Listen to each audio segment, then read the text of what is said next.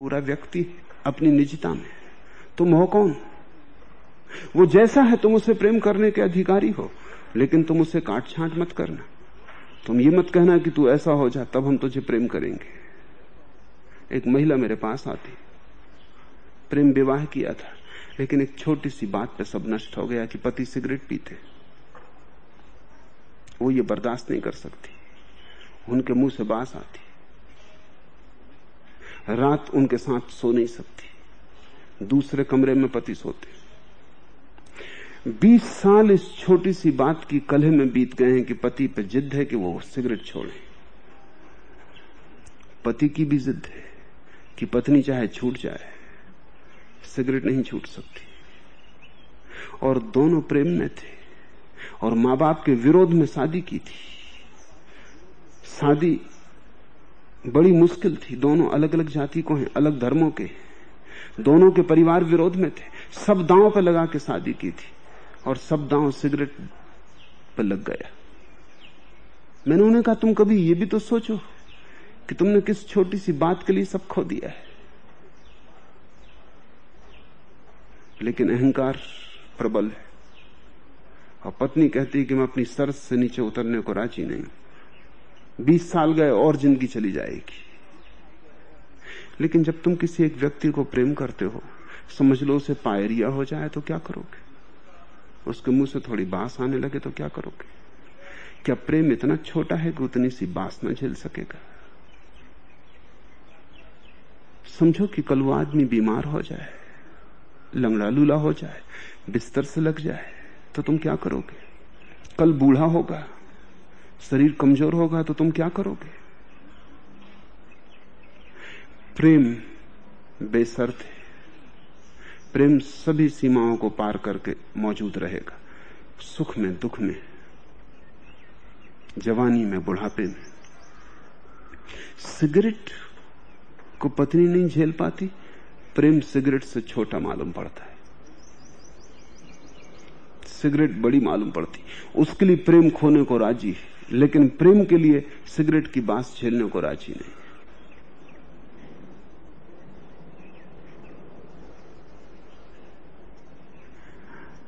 पति पत्नी से दूर रहने को राजी है, लेकिन सिगरेट छोड़ने को राजी नहीं। धुआं बाहर भीतर लेना ज्यादा मूल्यवान मालूम पड़ता है, पत्नी कौड़ी की मालूम पड़ती। ये कैसा प्रेम है? लेकिन अक्सर सभी प्रेम इसी जगह अटके। सिगरेट की जगह दूसरे बहाने होंगे, दूसरी खूंटियां होंगी, लेकिन अटके। अगर तुमने चाहा कि दूसरा ऐसा व्यवहार करे जैसा मैं चाहता हूं, बस तुमने प्रेम के जीवन में विष डालना शुरू कर दिया। और जैसे ही तुम ये चाहोगे, दूसरा भी अपेक्षाएं शुरू कर देगा। तब तुम एक दूसरे को सुधारने में लग गए। प्रेम किसी को सुधारता नहीं, यद्यपि प्रेम के माध्यम से आत्मक्रांति हो जाती, लेकिन प्रेम किसी को सुधारने की चेष्टा नहीं करता। सुधार घटता है, सुधार अपने से होता है। जब तुम किसी को आपूर प्रेम करते हो, इतना प्रेम करते हो जितना कि तुम्हारे प्राण कर सकते हैं, रत्ती भर बाकी नहीं रखते, तो क्या प्रेमी में इतनी समझ ना आ सकेगी तुम्हारे इतने प्रेम के बाद भी कि सिगरेट छोड़ दे? इतनी समझ ना आ सकेगी इतने बड़े प्रेम के बाद? तब तो प्रेम बहुत नपुंसक है। और प्रेम नपुंसक नहीं है, प्रेम से बड़ी कोई शक्ति नहीं है। तुम्हारा प्रेम ही छुड़ा देगा, लेकिन अपेक्षा मत करना। अपेक्षा की कि घाटी की तरफ तुम उतरने लगे, अपेक्षा की और सुधारना चाहा कि बस मुसीबत हो गई। छोटे छोटे बच्चे तुम्हारे घर में पैदा होंगे, उनको तुम प्रेम करते हो, लेकिन प्रेम से ज्यादा उनकी सुधार की चिंता बनी रहती है। बस उसी सुधार में तुम्हारा प्रेम मर जाता है। कोई बच्चा अपने माँ बाप को कभी माफ नहीं कर पाता, नाराजगी आखिर तक रहती है। पैर भी छू लेता है क्योंकि उपचार है, छूना पड़ता है, लेकिन भीतर भीतर माँ बाप दुश्मन ही मालूम होते रहते हैं, क्योंकि ऐसी छोटी छोटी चीजों पर उन्होंने बच्चे को सुधारने की कोशिश की। बच्चे को क्या समझ में आता है? उसे समझ में आता है कि जैसा मैं हूं वैसा प्रेम के योग्य नहीं, जैसा मैं हूं उतना काफी नहीं, जैसा मैं हूं उसको काटना पीटना बनाना पड़ेगा, तब प्रेम के योग्य हो पाऊंगा। बच्चे को उसमें निंदा का स्वर मालूम पड़ता है, निंदा का स्वर है। ध्यान रखना, प्रेम सिर्फ प्रेम करता है, किसी को सुधारना नहीं चाहता। और प्रेम बड़े सुधार पैदा करता है। प्रेम की छाया में बड़ी क्रांतियां घटती हैं। अगर माँ बाप ने बच्चे को सच में प्रेम किया है, बस काफी है,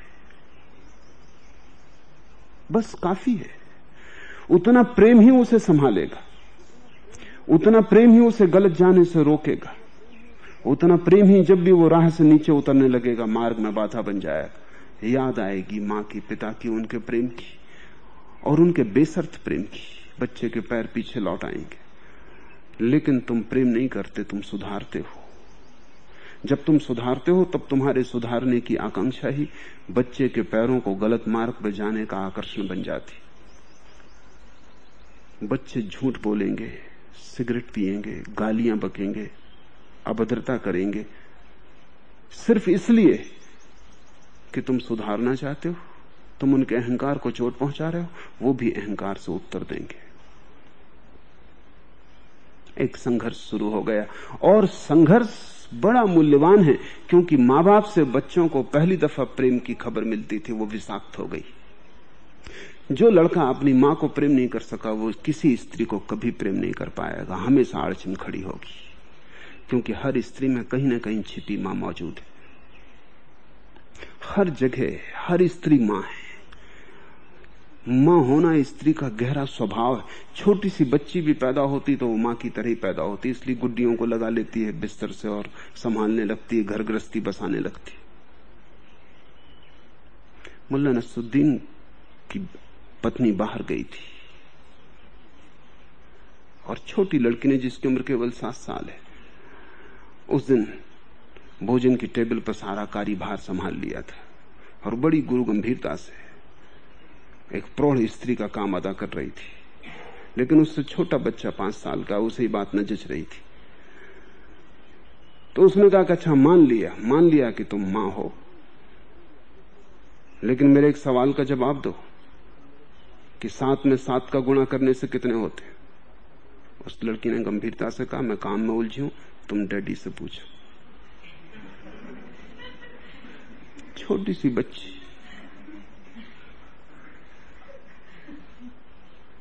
लेकिन हर लड़की मां पैदा होती और हर पुरुष अंतिम जीवन के क्षण तक भी छोटा बच्चा बना रहता है। कोई पुरुष कभी छोटे बच्चे के पार नहीं जाता। हर पुरुष की आकांक्षा स्त्री में मां को खोजने की होती और स्त्री की आकांक्षा पुरुष में बच्चे को खोजने की होती। इसलिए जब कोई एक पुरुष एक स्त्री को गहरा प्रेम करता है तो वो छोटे शिशु जैसा हो जाता है और प्रेम के गहरे क्षण में स्त्री मां जैसी हो जाती है। उपनिषद के ऋषियों ने आशीर्वाद दिया है नवविवाहित युगलों को कि तुम्हारे 10 बच्चे पैदा हों और अंत में 11वां तुम्हारा पति, तुम्हारा बेटा हो जाए। उन्होंने बड़ी ठीक बात कही। लेकिन मां से अगर बच्चे को प्रेम की सीख न मिल पाई, बेशर्त प्रेम की, फिर कहां सीखेगा? पहली पाठशाला ही चूक गई। अगर लड़की को अपने बाप से प्रेम न मिल पाया, वो किसी भी पुरुष को प्रेम न कर पाएगी। कुआं पहले झरने पर ही जहरीला हो गया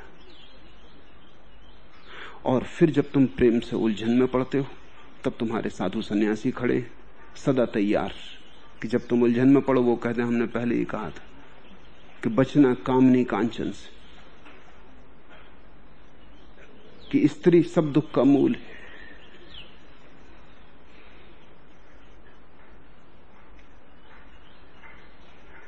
वो कहेंगे हमने पहले ही कहा था कि स्त्री नरक की खान है। तुम्हारे शास्त्र बड़े बड़े स्त्रियों की निंदा से। पुरुषों की निंदा नहीं है क्योंकि किसी स्त्री ने शास्त्र नहीं लिखा, नहीं तो इतनी निंदा पुरुषों की होती, क्योंकि स्त्री भी तो उतनी नरक में जी रही जितने नरक में तुम जी रहे हो। लेकिन चूंकि लिखने वाले सब पुरुष थे, पक्षपात था, स्त्रियों की निंदा है। किसी तुम्हारे संत पुरुषों ने नहीं कहा कि पुरुष नरक की खान। स्त्रियों के लिए तो वो भी नरक की खान है, अगर स्त्रियां पुरुष के लिए नरक की खान। नरक दोनों साथ साथ जाते हैं, हाथ में हाथ। अकेला पुरुष तो जाता नहीं, अकेली स्त्री तो जाती नहीं। लेकिन चूंकि स्त्रियों ने कोई शास्त्र नहीं लिखा, स्त्रियों ने ऐसी भूल ही नहीं की शास्त्र वगैरह लिखने की। चूंकि पुरुषों ने लिखे हैं इसलिए सभी शास्त्र पॉलिटिकल, उनमें राजनीति है, वो पक्षपात से भरे। तब तुम्हारे साधु सन्यासी तैयार हैं अपनी बंसी में आटा लगाए बैठे कि कब तुम घबरा जाओ कि फंस जाओ। जैसे तुम घबराए गृहस्थी से, उनका राग जारी था, वो तैयारी थे कि आ जाओ, भागो। हम पहले ही कहते थे, अब तक भटके, अब भागो, छोड़ दो सब। लाखों करोड़ों लोगों को प्रेम के जीवन से खींच लिया लोगों ने, और उससे उन्हें कुछ मिला नहीं। हाँ, इतना जरूर हुआ कि नरक खो गया, लेकिन सीढ़ी भी खो गई जो स्वर्ग तक ले जा सकती थी। मैं चाहता हूं तुम अपने जीवन को ठीक से पहचानो। यही जीवन सीढ़ी बनेगा स्वर्ग की। तुम जहां हो वहीं से मार्ग है, कहीं और भाग कर जाना नहीं है। नरक अभी है, वो तुम्हारे कारण। जरा सी समझ, और नरक की हवाएं स्वर्ग की हवाओं में रूपांतरित हो जाती, नरक की लपटें स्वर्ग की शीतलता में रूपांतरित हो जाती। जरा सी समझ, जरा सा होश। होश पूर्वक प्रेम मंदिर बन जाता है, मूर्छा पूर्वक प्रेम कारागृह बन जाता है। इसलिए अगर तुम प्रेम के साथ ध्यान को जोड़ सको, प्रेम धन ध्यान, फिर सब ठीक है। प्रेम धन मूर्छा सब गलत है। प्रेम से नहीं बचना है, प्रेम में ध्यान और जोड़ देना है। ध्यानपूर्ण प्रेम का नाम ही प्रार्थना है। और तब तुम्हारा छोटा सा बच्चा जिसे तुम प्रेम करते हो, तुम्हें छोटा बच्चा नहीं दिखाई पड़ेगा, तुम्हें छोटे से बाल कृष्ण के दर्शन उसमें होने शुरू हो जाएंगे। तब उसके ठुमक ठुमक के चलने में तुम्हें सूरदास के पदों का अर्थ दिखाई पड़ने लगेगा। तब उसके नन्हे नन्हे पैरों में बजती पैजनियां उस परम परमात्मा का संगीत हो जाएगा। जहां तुम हो, प्रेम से मत भागना, प्रेम में ध्यान को जोड़ लेना, इतनी ही मेरी शिक्षा है, और प्रेम मंदिर बन जाएगा।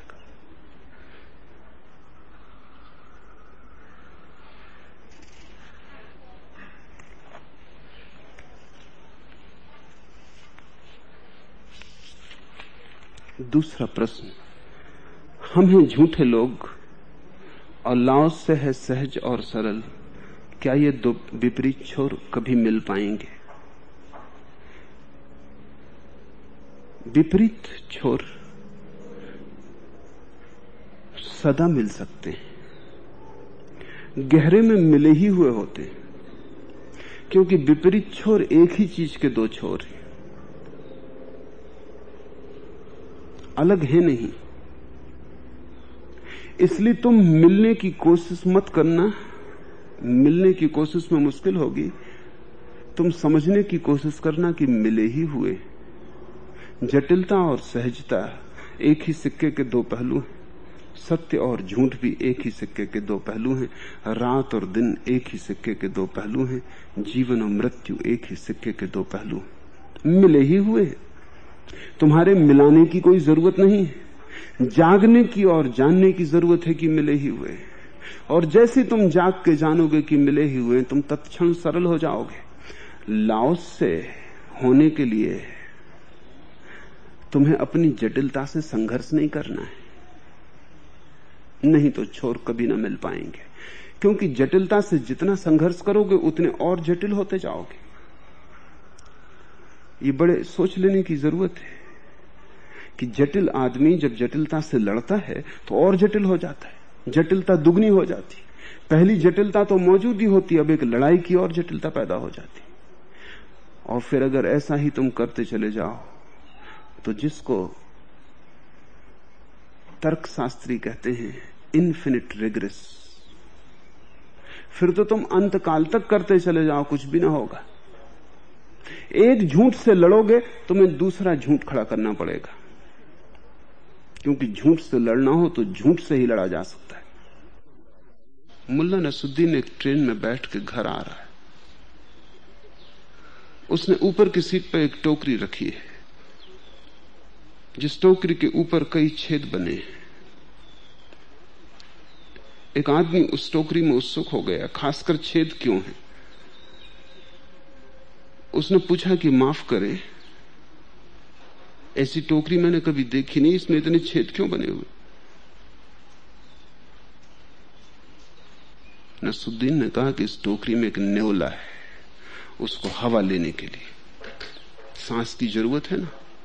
वो आदमी और हैरान हो गया, उसने कहा नेवला किस लिए, कहां ले जा रहे।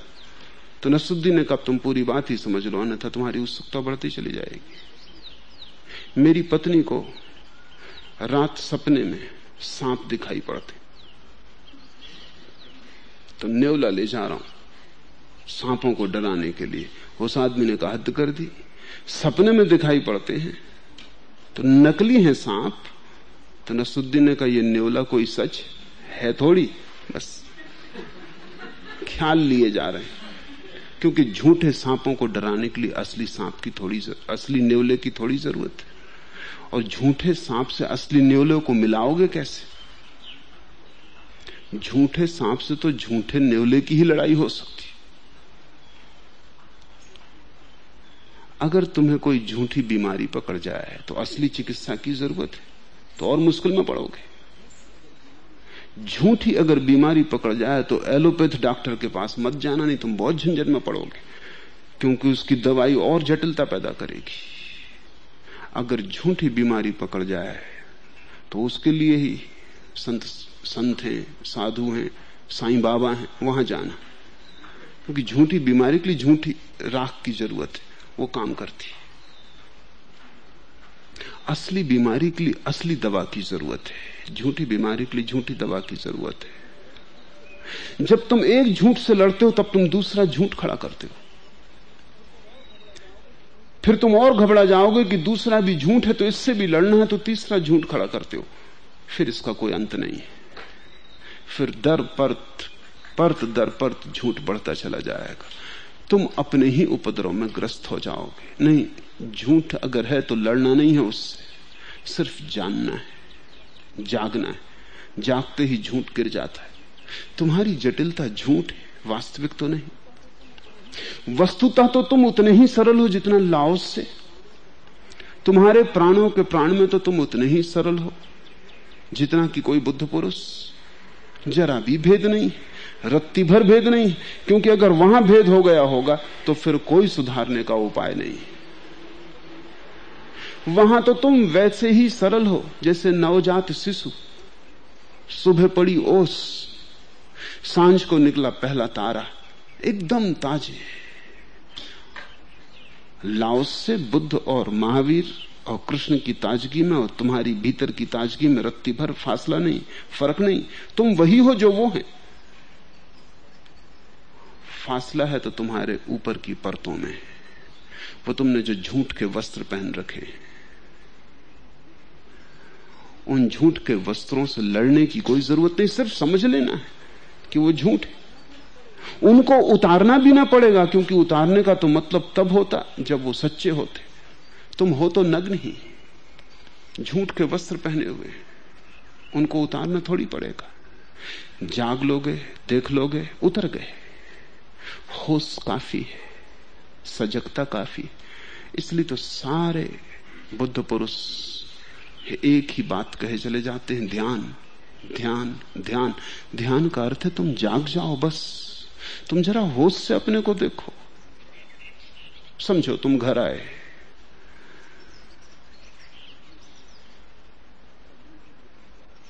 पत्नी के लिए तुम द्वार पर ही तैयार होने लगे, तुमने ओंठों पर मुस्कान खींच ली, जो कि झूठ है। ओंठों का अभ्यास कर लिया है तो ओंठ खींच लेते हो। तो कुछ लोग तो इतना अभ्यास कर लेते हैं कि नींद में भी उनके ओंठ ढीले नहीं होते, खिंचे ही रहते। अभ्यास ज्यादा हो जाए तो हंसने की जरूरत नहीं रहती, बस ओंठ खींचे ही रहते। तुमने ओंठ खींच लिए, अब क्या करना पड़ेगा इस झूठी मुस्कान से हटने के लिए? जरा होश करो, ओंठ वापस लौट जाएंगे अपनी जगह। होश आते ही कि तुम्हारे भीतर कोई हंसी नहीं तो क्यों ओंठ पर ला रहे हो? और तुम किसे धोखा दे रहे हो? पत्नी को? दुनिया में कोई कभी नहीं दे पाया। तुम असंभव करने की कोशिश कर रहे हो। तुम्हारे खिंचे हुए ओंठ से कुछ अंतर ना पड़ेगा, बल्कि तुम्हारे खिंचे ओंठ सिर्फ इतनी ही खबर पत्नी को देंगे कि जरूर कोई अपराध करके आ रहे हो। नहीं तो हंस क्यों रहे हो, मुस्कुरा क्यों रहे हो, किसको धोखा देने की कोशिश कर रहे हो? तुम्हारी मुस्कुराहट झूठी है, तुम अपने को ही धोखा दे रहे हो। थोड़े जागो, कुछ करो मत, मुस्कुराहट को खिंची रहने दो। तुम सिर्फ जाग के देखो कि झूठ है और तुम पाओगे कि ओंठ अपनी जगह आ गए। ये मुट्ठी में बांधे हुए हूं जबरदस्ती, इसको खोलने के लिए कुछ करना थोड़ी पड़ेगा। सिर्फ मुझे इतना समझ लेना जरूरी है कि मैं जबरदस्ती बांधे हूं, अकारण बांधे हूं, इसका कोई सार नहीं। मुट्ठी खुल गई, खोलना थोड़ी पड़ती, सिर्फ बांधना पड़ती। और जब समझ आ गई तो बांधना छूट जाता है, खुल जाती। समझ सरल है, नासमझी जटिल है। ज्ञान बिल्कुल सरल है, अज्ञान बहुत जटिल है। तो तुम ये मत पूछो कि लाओस से जैसे सरल होने के लिए तुम्हें क्या करना पड़ेगा। तुम हो ही, बस जाग के देखना है अपने स्वभाव को। संपदा तुम्हारे पास है, कहीं खोजने नहीं जाना, सिर्फ आंख खोलनी है। तुमने खोया कुछ भी नहीं है, सिर्फ ख्याल है कि खो दिया है।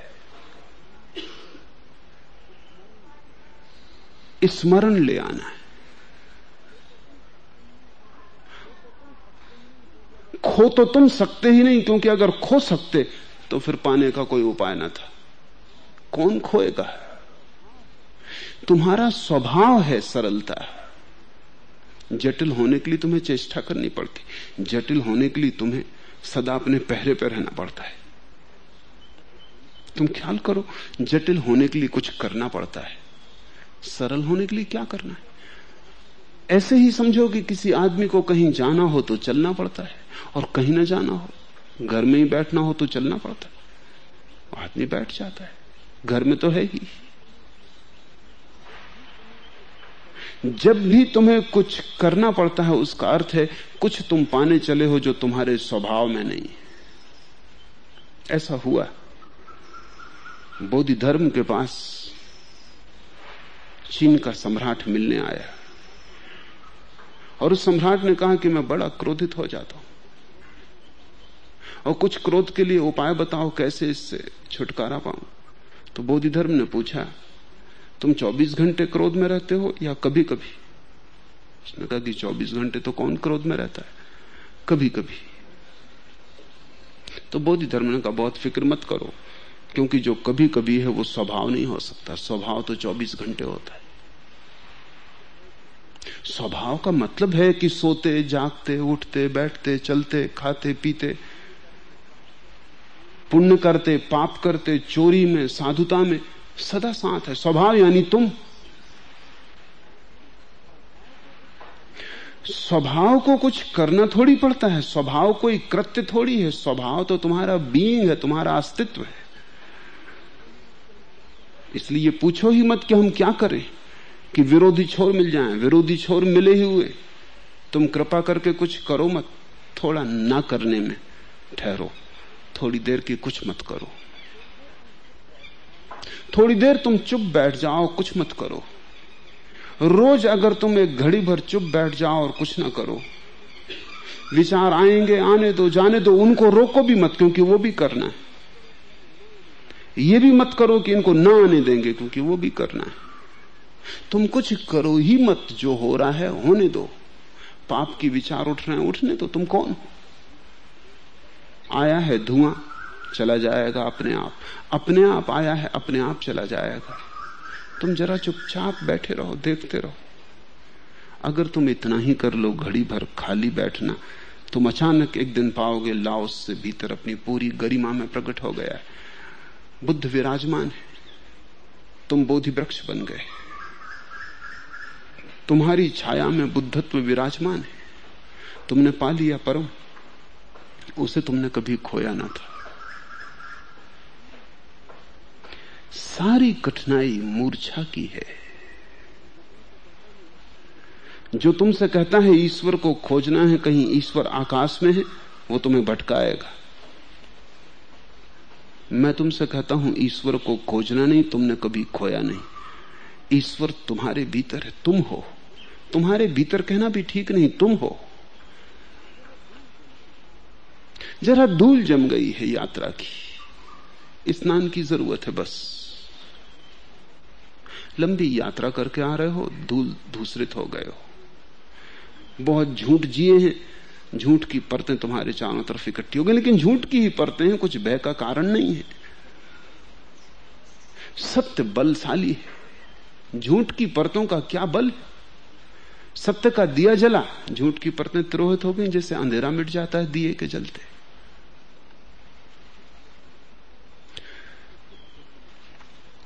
इसे अगर तुम स्मरण रख सको तो ये समस्त शास्त्रों का सार है कि तुम परमात्मा हो।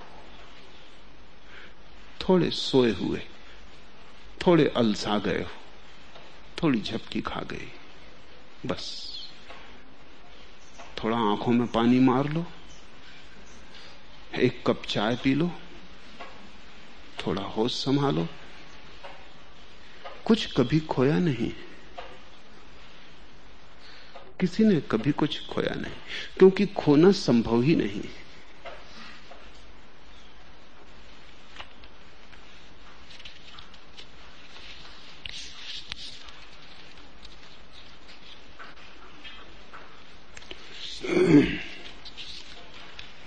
तीसरा प्रश्न, आप बहुधा कहते हैं कि अति पर ही रूपांतरण घटित होता है, लेकिन लाओस से कहते हैं कि शुरू में ही रुक जाना, बात छोटी हो तभी उसे सुलझा लेना।